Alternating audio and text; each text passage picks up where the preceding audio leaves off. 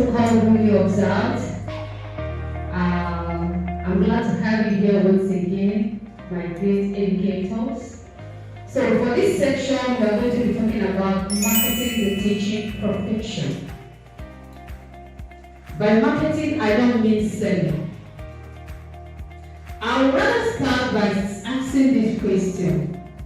Have you ever been to an event where you introduce yourself as a teacher? Do you watch people's reaction? Some of them will be like, okay, yeah, okay. Some of them will be like, and some of them will not. Compare it to a situation where somebody comes up and says, my name is Jessica, I am an engineer working in oil and gas. The atmosphere changes. Or somebody comes around and says, I'm a doctor by profession. Somebody comes around and says, I'm a lawyer by profession. The atmosphere changes. Compared to when I come out and say, I am a teacher. Is the teaching profession poor? No. But what happens is the perception. It is the presentation. It is how we present ourselves and the value placed in teaching. Or on teachers, rather. We teachers are policy makers. Teachers are nation builders.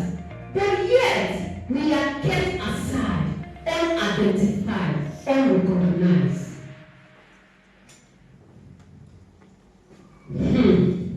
It calls for a reflection.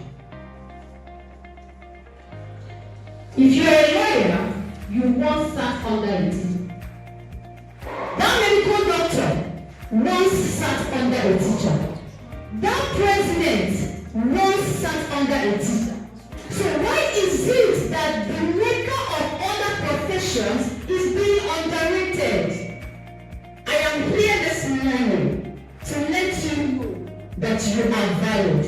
Our profession is the best. And within these 30 minutes, I will give you a way you're going to position yourself in order to be rated high as a teacher. That whenever you say, I am a teacher, someone turns and says, no wonder. So let us proceed. When we talk about marketing the teaching profession, it involves strategic promotion and positioning teaching as a high, desirable, prestigious, and rewarding career. Something that is not common. Teaching is not common. Do you know what it means to stand and talk? Your knowledge you are transferring it to people, and that same person will graduate and become a lawyer. And before you know it, all of you will sit in the same place on occasion, and they say, "Oh, Barrister Emeka, you are welcome to this occasion." Mister, please, this seat is for the barristers. Go to the back. I am tired of that kind of perception, and we need to make a change. The ultimate goal is to reshape public perception, policy priority, and individual career choices, so that teaching is viewed not just as an option of last resort. You're a graduate, after your NYC, there's no job, you go and apply. You're a teacher. People see teaching as something they fall back to. They see it as something they can be doing while waiting for their dream job. Teaching becomes a last option for them, and that is why when you now see the real teacher, you cannot differentiate between a real teacher, a cold teacher, and the person who is falling back on teaching. These are two different people. So after this lesson this morning, you will tell me where you belong. Are you a cold teacher or a fallback teacher? This transformation aims to attract talented individuals, increase investment from government and other bodies, and elevate the profession status to a level comparable to other high-ranking careers. There is a way teaching profession should be viewed. There is a way we should perceive teachers that whenever you come out and you call yourself a teacher, people will begin to admire you. Not because you have too much money in the bank, not because you are carrying a Lamborghini, but because of what you carry. Now, what is the principal value? Number one, highly respected. Over the years, the teaching profession is often undervalued. But if teachers want to be highly respected, we must first learn how to respect ourselves. The respect you want somebody to give to you should start from you respecting yourself. I have here, I said, your words must carry weight, your dressing must communicate professionalism, and your character must reflect discipline. You cannot be a two-tongued teacher and you call yourself a teacher. You talk to your parents, hey, they tell you, this your child, hey, he's very good, he's very smart, he's very intelligent. Now when the teacher leaves, something happened in the class, you go, Auntie, don't mind this Emeka, this boy is very stubborn, he doesn't even write smooth. Then the head teacher will now call the parents, look at what and complain. How many the teacher told me that?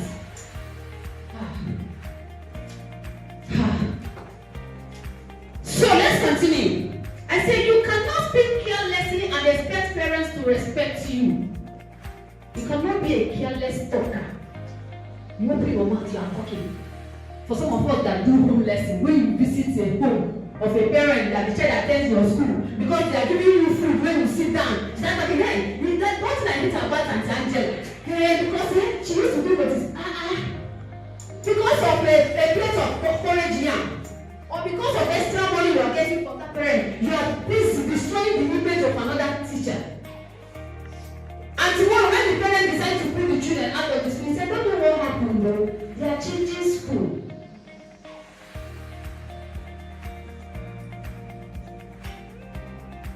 Okay, let's proceed. Next one is highly demanded. Demand is created by value. I'm trying to rush this, okay, because I have limited time. Value. The reason why a doctor will come out and he's always carrying his shoulder high up because of the value they have as people that save people's lives. Who made the doctor? It's the teacher. So why would you carry yourself up? You must have value for you to be demanded. It is the value you have as a teacher that makes you competitive. We have goods of close substitute. Teachers, all of us here are teachers, isn't it? In economics, we have goods of close substitute. So if you cannot go for this one, you go for this one. But the reason why you prefer, we have middle there, we have overtake. But some people are taking middle, some are taking overtake. Why? Because you prefer this. It is the value that the middle gives to you. That is why you're going for it. It is the value you possess as a teacher that will make two people come for an interview and they will pick one and leave the other. Let's proceed. Teachers must work hard to learn skills that will add value to their personality. And I am led to ask you this question. What digital skill do you have as a teacher? How many seminars, trainings have you attended to add value to yourself as a teacher? To upgrade yourself, to add to your profile? The same ancient and modern way of writing and teaching, that is what you are still practicing today. Tell me how they will pay you. For you to get that payment you desire, that compensation, there should be an extra. In economics, we call it marginal utility, the additional satisfaction you drive. If there is no additional satisfaction, there will be no additional pay. There will be no additional cost.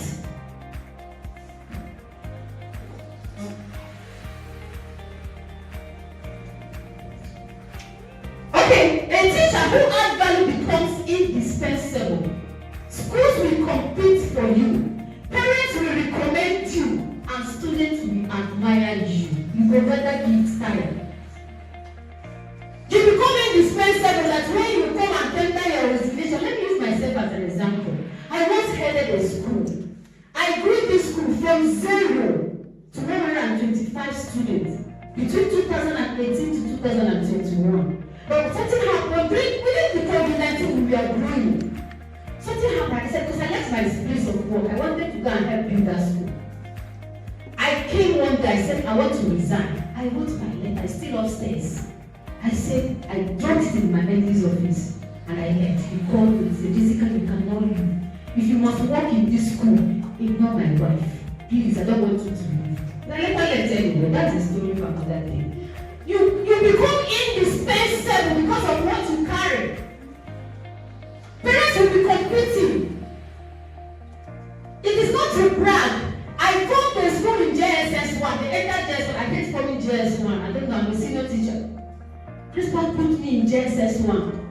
I said, this is my first time now. So some teachers will say, JS1 is very sweet. The parents used to give gift to. I was forming JSS1. And after first time, second time, when they were entering JS2, they used to split them. Parents were trooping inside the principal office. Auntie Jessica must carry my child and enter JS2. And so I carried them, became JS2 from teacher. During JSS3, I said, Auntie, these children, I'm not forming them again. Parents were disturbing me. I formed them in JSS3. Then in SS1, they needed to separate. Some of them that don't find their way to my class, we are crying. I formed them in SS1 until I left the school to Lagos. Now that is parents admiring you. They'll keep remembering, is Auntie Jessica or never? You become a family to them because of what you carry. The money is not the issue. The value is the renting. Highly paid. A teacher must have value. It is this value that school owners are willing to pay premium for. You come for an interview and they ask you, what can we offer you? You say any amount is good. If anybody that does that free interview, you don't have value. Yes. When you have value, you tell them, given my knowledge and what I have to offer to this school and the standard of this school, I would prefer that the school should be able to pay me something worth my value and something applicable to the standard of the school. And when you say this, they will turn and say, this man carry fire. So by marketing, we are not talking about selling. Rather, the repositioning of your identity as a teacher. We need to shift from the complaints about low payment to increasing our values as teachers. Demonstrate our impact, show our relevance, and carry our profession with pride. I am a teacher, I don't know about you. We need to carry this profession with pride. We need to represent so. Doctors cannot come to an orientation and they recognize them. A teacher will be there at the back, looking for a takeaway to carry and go home. Core objectives of marketing the teaching profession. I call it the decent appearance. Marketing the teaching profession starts with marketing yourself. This is where the thing is. We have started though. They're just trying to work the engine. Now let's look at how that value you carry, how you can be able to position yourself, that you become hot cake in the market, in the teaching profession. That when a school is perceive or hears the information that, hey, Mr. Meka is leaving this school, they'll start sending you information. Please come to our school. Can I shock you? I once had the opportunity of telling my school owner that I want to be a part-time teacher. That I want to shift as I want to become a part-time teacher. The man agreed. Not only did this man agree, he was paying me the same amount as I was earning as a full-time teacher, and I was going to school only 3 times in a week. Because of value. I'm not teaching you what I have not experienced as a teacher. I am teaching you what is obtainable. You can say it is in books, not in books. It is applicable. You are looking at somebody who has it as a teacher, who have experienced it as a teacher, so it is applicable. It is possible. The first speaker said about mindset. It has to do with your mindset. Market yourself. Before your lesson is heard or your certificate is seen, they see you. Your appearance speaks before you speak. The following are the core objectives. Number 1, perception and prestige. Teaching is not small. The problem is perception. Most times, the reason society undervalues teacher is not just about our salary. It is the presentation. If a teacher dresses carelessly, has poor personal hygiene, speak harshly, argues publicly with parents, lack emotional control. What image are you projecting? When you're a careless talker, open your mouth, you talk. There's no difference between you and the marketing woman selling tomatoes. Every little thing that happens in the school, you are the radio Nigeria. You go and carry it. Do you know what happened in the school today? They have sacked 3 teachers in the school. That teacher you complained about that and they have sacked her. You talk carelessly. Your school doesn't have secrets again. Parents will not move in. That's what will give a parent the audacity. You will come to school and say, Miss Angela, if you try this nonsense with my daughter again, a teacher walks inside the school and slaps the teacher as a result of what another teacher told the parents. What image are we projecting? Poor personal hygiene. Ah, Jesus Christ. Holy men. As a teacher, you pass. All the mosquitoes will die. You pass. It's like the senior secondary. You will see them. She's coming. Audacity is coming. They will give you name. Because the kind of sweat that is coming from your body is already, the one is coming out. You are talking to your children that know. Let's go for practical. Auntie, don't worry, next week we will do the practical because they don't want to stay close to you. You speak harshly. I don't want to linger on that. Come on, will you open your notes? Why do you need to submit your assignment? All these things, it does not give a clear picture of a person of value. Have you ever asked yourself this question? Why is it that, you know, one of the reasons why I started to be a teacher is because I saw teaching as something that is honorable. Those days, there was a primary teacher we had then. I used to see the way this woman is always young and fresh, and I admired her. And then my mother, she was a teacher. I admired her. They don't used to be old. You see them always fine. Even the little Okreka clothes they are wearing, they are always fine or neat. And that's why when you look at them in those days, you will say, this is a teacher. But what is happening now? We need to differentiate between a fallback teacher and a court teacher. We must understand that professionalism is not about money. It does not take robbing a bank to wear decent clothes. Polish your shoes. Maintain good oral hygiene. That one. Another thing. Speak calmly, smell nice, and speak confidently. These are just habits, they are not words. It is an error for you to be talking to a parent and the parent is doing like this. Yes, I can hear you. It's an error for a student to come for you to help him or her solve question. And when you understand what I said, yes, I can hear you, so I'm seeing it. So I'm seeing it. Because of the water coursing out from your mouth. They don't want to come close to you and telling them, oh, let's snap pictures together. Auntie, no, I don't like not taking pictures. But that's what I did also on TikTok doing videos. But why?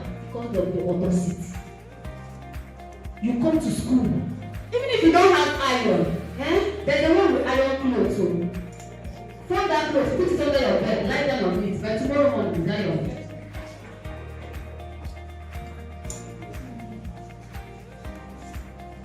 Let's continue. Attract high talent. Okay, let me conclude the first what I was saying about teaching and the rest. You must not be seen or heard exchanging words like a bus conductor. If you are a teacher, I'm talking about your procedure. There is no difference between you and your bus conductor. You're coming to school and you paid money. Just leave your school, leave the street to your school. And you gave the driver, give me my 15 naira. Driver, you must give me my 15 naira today. Driver, it is me and you. You don't have 15 naira. Okay, no problem. I will meet you at the You go. The parent comes to the school. Who is that Ijoama that slapped my child? Oh yeah, come out. It is me and you today. It is all. Is either you kill me here or I kill you. Mama, no, that is not how it happens. Mama, can I talk? Mama, please, if you have the opportunity, if it's a school where you have to talk to the parent, but if it's a school that is structured, that when such parent comes around, that somebody is taken to the administrative office first to calm the head down before you come out. Let's position ourselves. Our money, our salary is not the problem. It is the positioning, it is the perception, it is the value you have. It is this value you have that will attract high talents, making teaching an aspirational career for top performing students. Go to your class tomorrow, from next week. Ask how many of them want to be teachers. Take notes. How many? How many of you want to be teachers? What do you want to be? You'll be hearing engineer, doctor, lawyer, optometrist, gynecologist, psychologist. Nobody will tell you I want to be a teacher. So we must start carrying this profession with high esteem. We must position it to a point that people will begin to hunger for it. I hungered for teaching. I don't know about you. That is why when other people were rushing jam to go and enter and start doing this, I went and picked and did my NCE. As if that was not enough, I proceeded again and did my B.Ed. Because I hungered for it. Let students in our school, in our class, begin to hunger for this profession by the way we position it. Talking about the marketing the teaching profession. Position teaching as a prestigious profession comparable to medicine, law, engineering. But this can only happen when teachers project excellence by the way we dress, by the way we talk, in our communication, by what we have. What are the strategies for this effective marketing? Number one, branding and image building. Every teacher is a brand. You are enough as a teacher.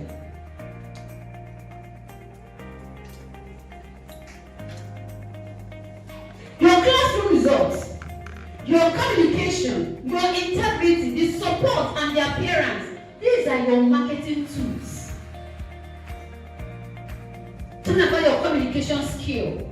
Talk about the way you position yourself when you want to talk. It's not always, oh, I'm sorry, I have to say this now. Oh, I'm sorry, but this is supposed to be like this. Why are you apologizing? Sure. Are you okay?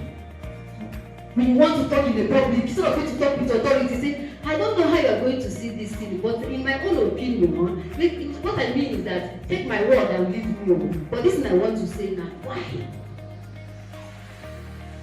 Why do you always apologize even though you know you are right?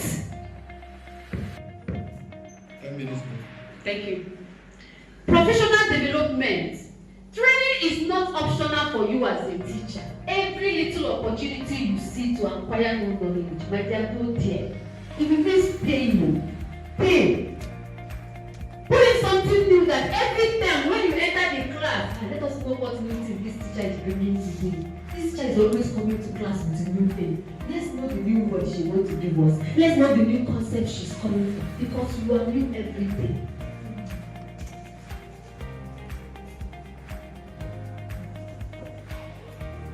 The teacher who stopped learning will definitely stop growing. Continuous development will increase your confidence, and compensation. I call it the 3 C's.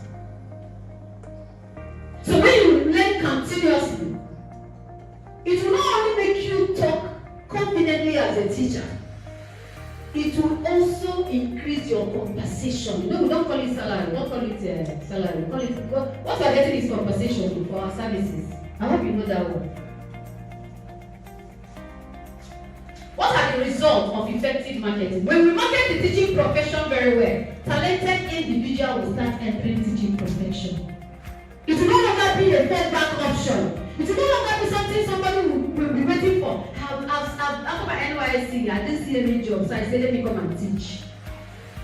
It is high time. Even with our Teachers Registration Council, people are still entering teaching by mistake. Government will look at teachers and give it a teaching becomes something they will place on high esteem. In countries like Finland, Singapore, Canada, teachers are respected because they know the role these people are playing in the society. They know the role, their contribution towards national development. So it is high time we position it very well so that government will give us a top tag. They will place us high. Our value becomes so high, even more than that of a medical doctor. If teachers decide to go on strike, government will ask us to go and stay for 6 months. But if doctors decide to go on strike, government will be begging them. Let us change that narrative. Schools will pay premium for your excellence, and teaching becomes a first choice and not the last resort. In conclusion, marketing the teaching profession is not about noise. It's not about noise. It is about repositioning and rediscovering of our identity. It's about increasing our value. It's about carrying our profession with pride and demonstrating our impact so strongly that the society cannot ignore us. So strongly that whenever you enter an environment, it's like she's a teacher. It's like he's a teacher. Go and ask her. Mark, please, can you present something for us? I know you're a teacher. Can you come and present something for us? Let teaching profession come to that level. And I look forward to that day. The man once said, I have a dream. And me, I have a dream. That one day teaching profession will be so much valued that people will begin to work towards becoming a teacher. If we improve ourselves, our confidence, and project excellence, government will not ignore us, and schools will not underpay us. Rather, the society, neither will the society undervalue us. Remember, value attracts demand, and demand attracts reward. When we understand what we carry, the world will begin to search for us. I leave us with this. Teaching is a noble profession. Being a teacher is not by mistake. But if you feel that you find yourself in the teaching profession by mistake, it is high time you take a bow so that the real teachers who are called will begin to reposition this profession. TLC they are trying, but I look forward to a time when, like you said, hey, why is it that we don't have title? It is the value. Once we have value that we are giving, government will start searching for title to give us. Let us understand that without teachers, there will be no medical doctors. Without teachers, the president will not be sitting down on that seat. Without teachers, people will be dying.